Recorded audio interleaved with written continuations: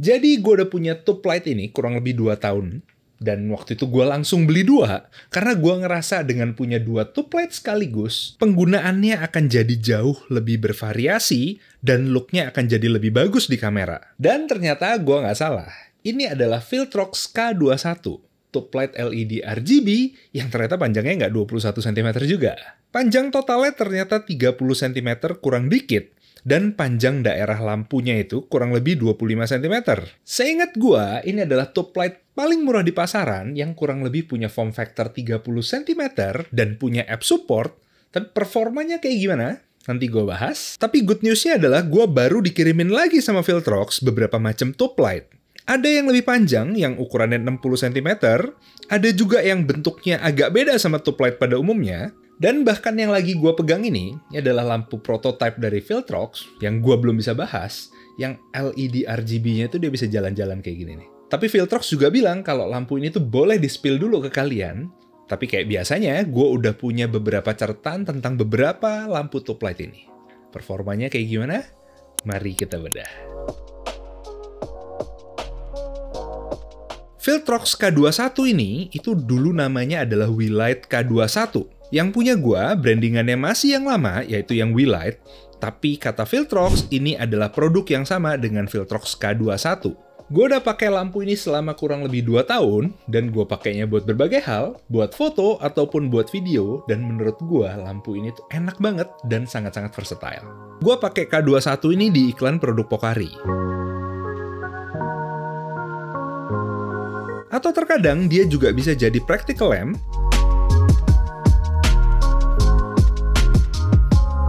buat ambil footage review produk, ataupun buat toys fotografi kayak foto figur.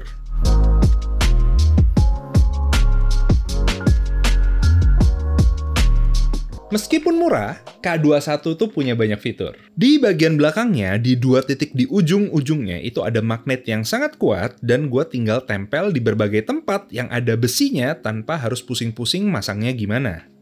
Ukurannya juga reasonable di 30 cm. Gua merasa kalau lebih pendek lagi dari ini, penggunaan itu jadi terbatas. Speknya bagus, lampunya juga cukup powerful kalau dibuat nge-fill footage B-roll gua. Dayanya 8 watt dan ada mode RGB dan juga CCT dari 2500 sampai 8500 Kelvin. Lampunya sendiri ada diffusion panelnya, dan diffusion panel ini tuh membuat bits LED-nya tuh nggak kelihatan dan sebaran lampunya jadi terdiffuse dengan baik. Terus yang jadi favorit gua itu adalah interkoneksi antara lampu ini dan juga apps di HP gua. Jadi koneksi antara apps dan lampu Viltrox ini itu cepet banget. Cuma tinggal nyalain lampunya, nyalain Bluetooth di HP, buka apps bawaan lampunya, dan kita bisa langsung otak-atik mau pakai mode CCT, RGB, ataupun mode lain. Perubahan warnanya pun juga hampir instan, dan sepanjang gue cobain dan review berbagai macam merek LED, seingat gue ini adalah koneksi yang paling cepat dari semua merek. Tapi bukan cuma itu doang, karena ada satu fitur lagi yang namanya adalah color chip. Color chip ini kayak semacam preset warna RGB, yang ada isinya Rosco atau Lee filter di situ, yang to be honest, gue nggak tahu dan nggak terlalu peduli juga dengan ketepatan warnanya gimana. Tapi fitur ini tuh bisa bikin kita gonta-ganti warnanya dengan sangat cepat karena pakai preset. Jadi kalau kita mau pakai lampunya itu tinggal mainin intensity-nya aja karena warnanya udah ke preset. Satu fitur lagi yang cukup membantu adalah lampu ini tuh punya tint shift atau green magenta shift di mode CCT-nya. Sedangkan lampu berikutnya yang dikirimin oleh Viltrox adalah K60. Jadi K21 yang tadi dan K60 yang ini itu bedanya cuma di panjangnya aja. Dan speknya dari K60 ini lebih powerful di 20 watt. Tapi sayangnya, dia minusnya itu dia tidak ada magnet di bagian belakangnya ini, jadi dia nggak bisa nempel di besi-besian. Berikutnya yang mau gue bahas adalah tube light ini. Ini adalah Viltrox H18. Tube light 18 watt dengan panjang total 56 cm dan panjang daerah lampunya itu di 36 cm. Secara build, gripnya all plastic dan hampir nggak ada bagian metalnya kayak K21 atau K60. Desainnya agak beda sama K21 dan K60. K21 dan K60 itu kayak lampu TL pada umumnya, nggak ada gripnya. Tapi H18 ini ada gripnya dan lebih mirip dengan lightsaber. Cuma emang lampunya sendiri itu terdiri dari dua sisi. Ada sisi RGB dan juga sisi CCT. Di paket pembeliannya pun udah include sama light shaper ini yang fungsinya buat kontrol spread cahaya. Light shapernya ini tuh gampang banget dilepas dan dipasang dan juga bisa dipakai buat kontrol cahaya di mode RGB ataupun mode CCT.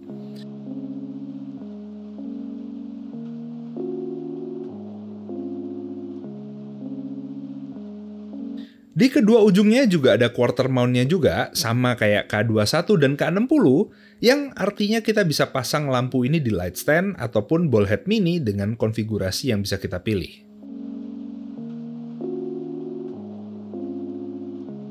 Menurut gua, H18 ini sangat menarik. Use case-nya bisa lebih beragam karena H18 ini lebih powerful daripada K21.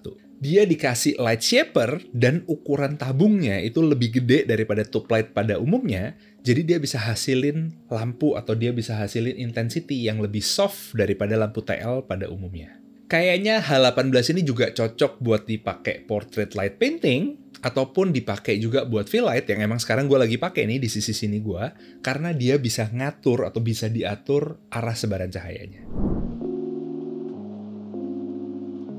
Karena K21, K60, dan juga H18 tuh punya cukup banyak kemiripan, dan gue udah gunain K21 ini cukup lama, udah 2 tahun, maka gue punya banyak catatan.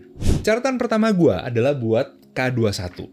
Jadi K21 ini secara spek, dia bisa bertahan 1 jam di full power, dan harusnya kalau misalnya dia 50% intensity, itu harusnya bisa bertahan 2 jam. Buat gue ini agak terlalu singkat, tapi catatan gue adalah sebenarnya dari waktu pengecasan lampu ini. Kalau gue charge dari hampir mati sampai full, itu butuh waktu yang lama banget dan kurang lebih di 3 jam.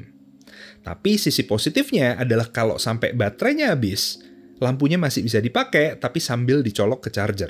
Di K60 dan juga di H18, selain lampunya lebih powerful, itu daya tahan baterainya lebih kuat. K60 yang ada di tangan gue ini, itu bisa bertahan kurang lebih 90 menit di full power, dan kalau di H18 itu bisa bertahan full power 2 jam. Jadi kalau misalnya kalian butuh ketahanan yang lebih lama, gue saranin kalian bisa ambil yang ini, ataupun yang H18.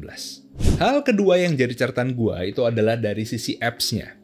Yes, gue tadi bilang kalau gue suka apps-nya karena cepet banget, ada presetnya, tapi gue udah pakai apps ini cukup lama dan dia hampir tidak pernah dapat update. Gue berharap ada beberapa fitur yang bisa ditambahin atau diupdate ke apps ini. Yang pertama kayak setting intensity. Contohnya kayak gini. Setting intensity dari lampunya itu cuma bisa di slide kanan dan kiri. Dan kalau misalnya kita pengen adjust, sedikit aja, kayak naik 2 atau 3 poin, itu di apps di Wilight ini tuh nggak bisa. Jadi dia harus di-scroll.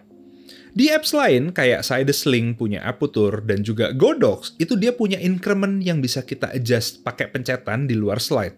Terakhir yang jadi catatan gua itu adalah dari seri lampu yang H18. Jadi H18 itu speknya adalah 18 watt.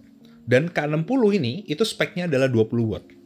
Tapi, di intensity yang sama-sama 50% misalnya, itu H18 itu punya mode CCT yang lebih terang daripada K60. Beda lainnya lagi adalah di H18 itu karena panel dari CCT dan juga RGB-nya berbeda, maka dia nggak punya tint shift atau nggak punya green magenta shift. Kalau di sini, karena dia jadi satu panel semuanya, baik RGB ataupun CCT, maka dia bisa dapat tint shift. Dan satu hal lagi yang gue notice adalah dari sisi build quality. Jadi K21 dan K60 yang gue pegang ini itu punya build quality yang most of itu di sisi-sisi sininya itu metal semua. Meskipun yang ini nggak ada magnetnya ya. Tapi yang H18 itu build quality-nya yang gue rasain sedikit lebih kurang atau sedikit lebih kalah daripada K21 dan juga K60. Kesimpulan, tube light dari Viltrox ini itu punya price to performance yang sangat-sangat tinggi. Overall, gue sendiri tuh puas udah pakai K21 ini selama kurang lebih 2 tahun. Tapi setelah gue testing dari semua lini tube lightnya Viltrox, gue sekarang lebih suka yang seri H18. Karena selain lebih dia powerful, itu dia bisa dikontrol sebaran cahayanya, dan menurut gue ini kepake banget. Anyway, kalau misalnya kalian mau beli tube light, gue saranin kalian harus pertimbangin apakah tube light atau lampu RGB kalian itu punya app support atau enggak. Karena sebelumnya gue juga udah punya beberapa lampu RGB lain yang nggak ada apps-nya, dan nyetingnya itu menurut gue lumayan nyebelin, apalagi kalau kalian syutingnya sendirian kayak gue. So far gitu aja, gue akan taruh link pembeliannya di deskripsi kalau misalnya kalian tertarik, dan sampai ketemu sama gue Christo Chandra di video berikutnya. Ciao!